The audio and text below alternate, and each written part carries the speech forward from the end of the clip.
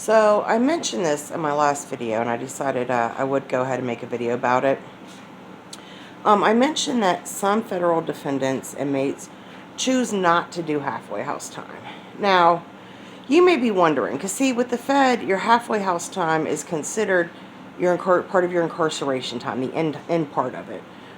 So if you get 2 years, let's say with good behavior, you get 108 days off.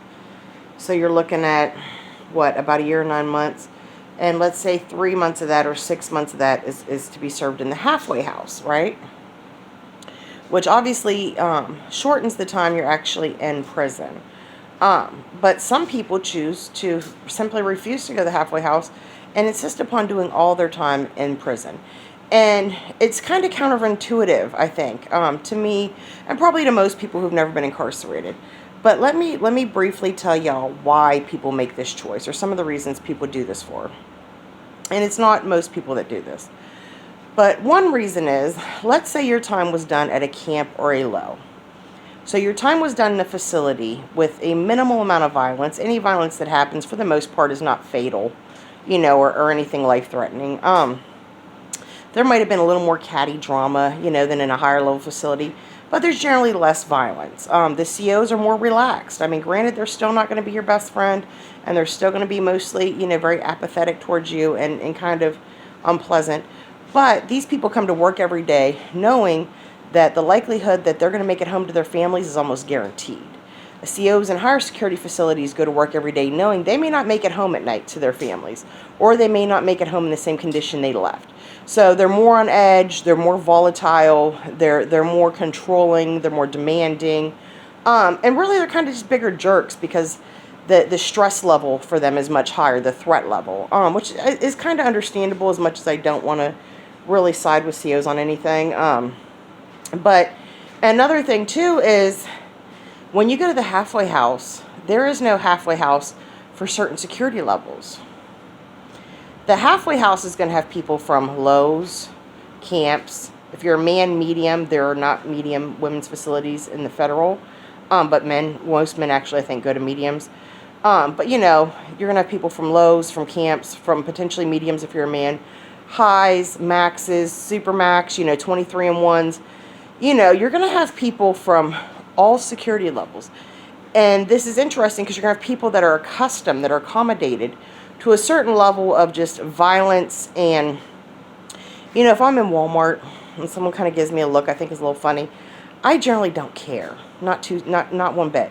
Now, I know if I'm in prison and someone does that, if I'm in a camp or a low, I'm kind of obligated to stand my ground. Standing your ground is not really a choice in prison unless you want to be a victim. So, of course, at that point, I would kind of give a look back. Or I might say, is there an issue? Everything cool? Like, something on my face? Now, in a medium, or particularly a max or a super max, someone gives you a funny look, like maybe they're thinking about jumping off. Your response should probably be to just go from 0 to 100 super fast. Maybe at that point you just stab them, because that's what is expected due to that level of disrespect. That's the level of reaction that is standard for that in that facility. So you have people that have these ingrained mind states of being in these higher security facilities. You have people that are more violent. Sex offenders cannot go to camps. Sex offenders will go to lows, mediums, potentially if they're men, maybe a dropout yard, which are usually mediums or high security, max, super max, whatever, depending on their crimes. But in the halfway house, you will have to live potentially side by side with child abusers, with sex offenders. And for a lot of people, a lot of people have been victims of these kind of people as children, or their children have been victim of them, or their loved ones have. And so we naturally just hate these people and have a hard time not becoming ultra aggressive when we know this is who a person is. So a lot of people, maybe you got that good behavior time. You choose to not go to the halfway house. Now, mind you, you might get disciplined for refusing to go to the halfway house and lose that good behavior time. But for you as an inmate, you may know your mind state well enough to know that because you did your time in a camp or a low, that a halfway house is just not a good fit for you. And the environment, if you're going to be there for 3, 6, 9 months, the environment potentially will create a scenario where you will have to get additional charges just in your day-to-day life to stand your ground. And you may want to just try to avoid that at all cost. Also, just like drugs get into prisons, drugs tend to be rampant at most halfway houses. Ask anyone who's been in a halfway house, they'll tell you, a lot of them will say that drugs are easier to find in a halfway house than on the street. So a lot of people in the correction system have a history of substance abuse. And for these people, they know, many of them look at it like, look, in prison, yeah, the drugs exist, but I've not been doing them. I stay away from them. It's not an issue for me in here. But put me in a halfway house with all the additional responsibilities and pressures and little tastes of freedom that come with that, and the whole new environment that's very, day to day, constantly shifting, and with sex offenders, and with drugs far more readily available, they know that they will likely relapse. So to protect themselves from being put in that situation, they just refuse to go to the halfway house. Another thing is most inmates will come home with some form of post-incarceration syndrome. And I did a video on post-incarceration syndrome. And one of the hardest adjustments for a lot of inmates is, as mentioned previously in other videos, the average person in the free world, even if you don't have that interesting of a life, you make about 1,400 decisions throughout the course of a day. What time will I get up? Will I snooze my alarm or will I get up? Will I take a shower this morning or just, did I take one last night? I don't really care this morning. What am I going to eat for breakfast? Am I going to have cereal? Well, now you got, 2 to 10 options if you think cereal. And that's just the cereal. That's not the milk. That's not the bowl size. You have all these options, all these creamer options for your coffee, or all these tea options. Inmates don't have that many choices. Inmates have roughly, in a 24-hour period, instead of having 1,400 choices, they have 100 choices. Now think about what that does to a person mentally, spanning months or years, with going from a normal 1,400 a day average decision life to a 100 decision a day life. And then you fling them into the halfway house, and now they're going from 100 decisions a day to maybe 900 decisions a day. Not as many as the general public, but certainly more than they had in prison. And a lot of people, they develop a lot of anxiety around this. They get sensory overload. They have anxiety attacks. They kind of panic. Some people, I would imagine, kind of go on the run simply because they kind of freaked out because they were so overwhelmed by the sudden change.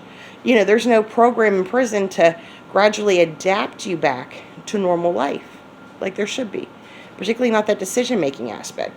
So a lot of people know that they are mentally not strong enough to go from 100 decisions a day to just 900 in a completely new environment, far more volatile environment, with drugs being peddled, aggressively in front of them 24/7. Most prisons, some prisons people have little totes under their beds and stuff. Most prisons you have lockers and a lock. There's some sense of security about your personal belongings.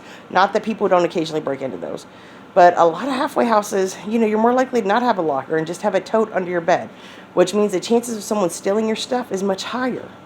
And from your institutional mind state that if someone steals from you, you have to stand your ground. You have to speak up. You have to be ready to handle it however it has to be handled. I'm sure you ideally will try to go as minimal as possible, but the other party may not give you a choice to make it a minimal situation where they just apologize and give you back your stuff and that's it.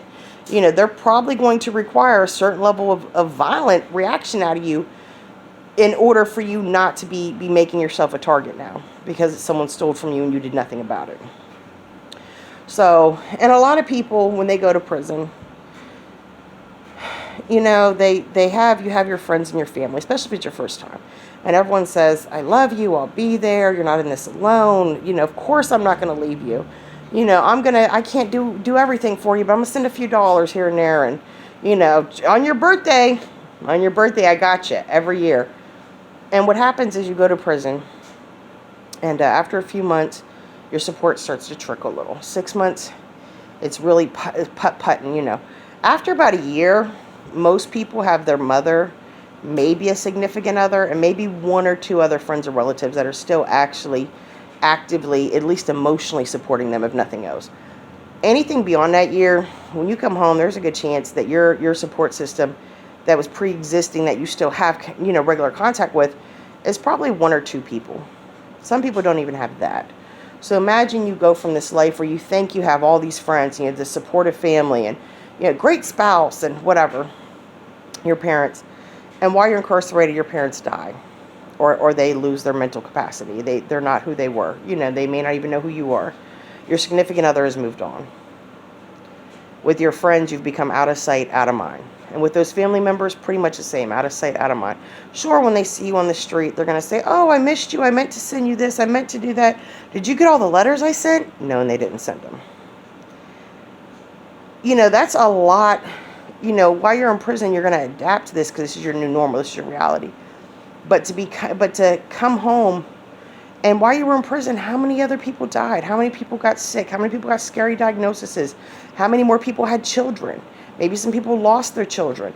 Maybe some people's houses burnt down. Maybe some people were victims of natural disasters. Maybe some of those people that were just fine when you went in, when you come home, they are mentally just due to time in the service, due to a home invasion that went terribly wrong. You're coming home and they're going to be, your old neighborhood. They're going to be new businesses. Some businesses are going to be closed. Some houses are going to be torn down. This is a lot to process, a lot. And to do so from a halfway house, which likely isn't even in the town or city you live. It's likely somewhat nearby, but it's, probably an hour or two away at least, maybe further. And you start getting glimpses while you're in there. On top of this dramatic increase in choices, you start getting glimpses of how the true hard reality of how everything has changed during your incarceration. And you have to try to adapt to that from an arm's distance. For a lot of people, it just is, it's easier. It's a matter of self-preservation. It's a matter of avoiding additional charges. It's a matter of, I'd rather lose my good time and be in here an extra 6 months than get into the halfway house and know I'm a relapse on drugs. Know that the anxiety is going to become so overwhelming, I'm probably just going to panic and run, and before I know it, I have an escape charge, even though I never intentionally meant to do that. Or I'm going to go to the halfway house and, coming from a camp or a low, and some max inmate is going to steal my little bit of nothing. And they're the type of inmate who's mentally conditioned to things have to be taken to an extreme to be addressed. And now you're going to get an additional 5 years instead of just doing that extra 6 or 9 months, sacrificing your good time. You're going to find yourself with a new charge. That's a decision, that's very personal that people have to make. Most people do choose to go to the halfway house. Many don't. It's not the majority, but there is a notable amount of inmates who say, I'm not doing halfway house. Not doing it. Because once you get out of the halfway house, or if you just don't do the halfway house, then when you come home, you'll be on probably some kind of home confinement possibly, but certainly federal probation.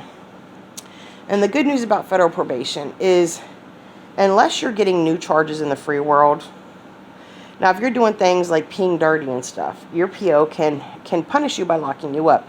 But really what they're doing is they're taking some of the good time that you had, if you assuming you went to the halfway house, that you still had credited, and they're not making you serve that in a county jail. Chunks of that as punishment. But once you're on federal paper, unless you're just not being blatantly uncompliant, like you're not doing your drug test, you're refusing your drug test, if some of the conditions of your supervised release after prison maybe were, to start making child support payments or restitution payments or to work. I mean, if you're just blatantly refusing to do these things for a period of time, and we're not talking about you just came home and you're refusing, we're talking about for a period of time, and you're telling your PO, I ain't doing nothing I'm supposed to do, then yeah, they can throw you back in the county for stints here and there. But the thing about that is let's say you have 3 years supervised release. Unless you get new charges, yeah, your PO can play the game of putting you back in the county occasionally here and there, maybe put you back in front of the judge, take your good time, make you do larger county stints.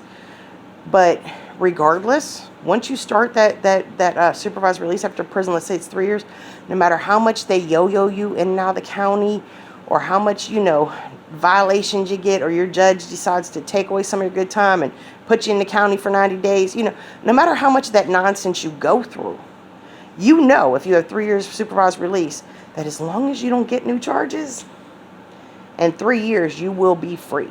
Completely free, no paper, no nothing. Now, they got some resources while you're on that paper, to make your life hard and to potentially lock you up for little snippets of time, little chunks of time in the county jail during that time to consequent you or try to pressure you or redirect you. But ultimately, after 3 years, when that supervised release is up, it's up. And when it's up, you're free. You're free. You're pre-arrest, pre-indictment free. No one's looking over your shoulder. Now, granted, you're going to carry the burdens of a felon and the burdens of a person who just came home from prison. You can't get housing assistance for the most part, more often than not, or there's a period of years you have to wait to apply. You may have difficulty getting loans or grants for education or to start a business because you're a felon. A lot of landlords don't want to rent to you. A lot of jobs don't want to hire you.